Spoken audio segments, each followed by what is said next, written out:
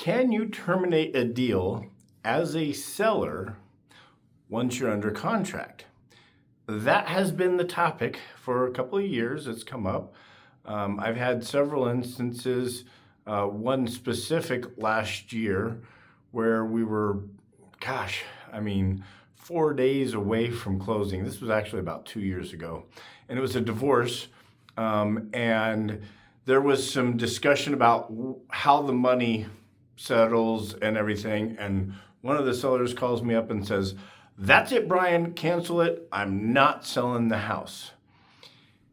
And my answer in a lot of these scenarios is, okay, before we do anything, here are 3 attorneys that you should reach out to, or reach out to an attorney that you have. So as a seller, you have a contractual obligation to sell the house. And there could be instances and contingencies.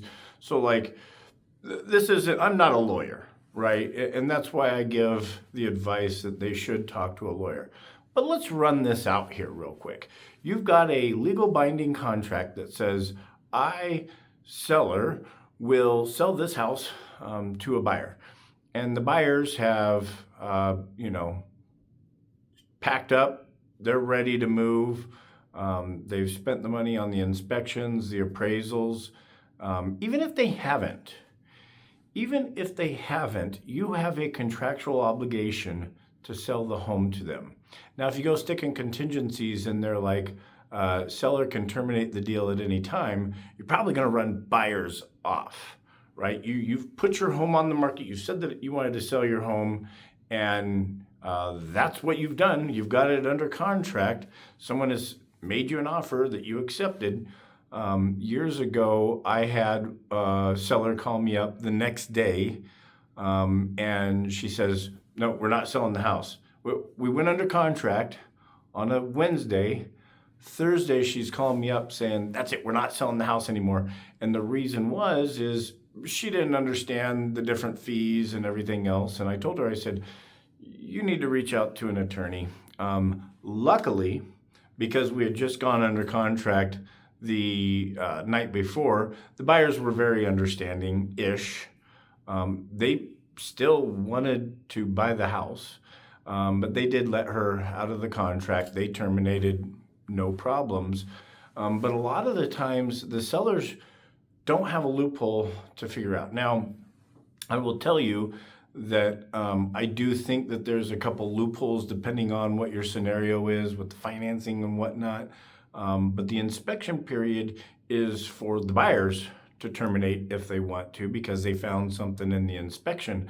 And most of the times, at least here in Idaho, the sellers don't have that luxury of terminating just because they don't want to sell the house anymore. I know that this is an emotional time, and I do my best to prevent this specific thing from happening well before we ever put it on the market. So when I go to a listing appointment, one of the first things I say is, what's your exit strategy? What are you going to do when we get this home under contract? Why do you want to sell? What are your plans? Make sure that you've got a rock solid plan. Sometimes that might be a couple days worth of talking, a couple weeks worth of talking. Because once you get this thing under contract, you have a legal binding contract to sell this to buyers. There's not a lot of options that you have to get out of there.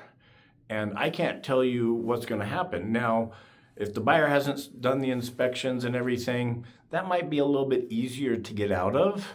I'm not saying that you don't still have the same legal obligation, but if the buyers have spent the money on the inspection, gone through the negotiations, they've got their house packed up, the U-Haul is out in the street waiting to close, and you all of a sudden get a wild hair and say, "You know what? I think I'm going to stay here." Not only can you're going to lose your money, right? Obviously, you're not going to get that money that they had coming in. There's a possibility that they could get this to the court system and let the court system decide, are you obligated to pay for movers, all kinds of things. And again, I'm not an attorney, so I'm not going to get into that too deep, but definitely it's very hard to cancel a deal once you've gone under contract as a seller.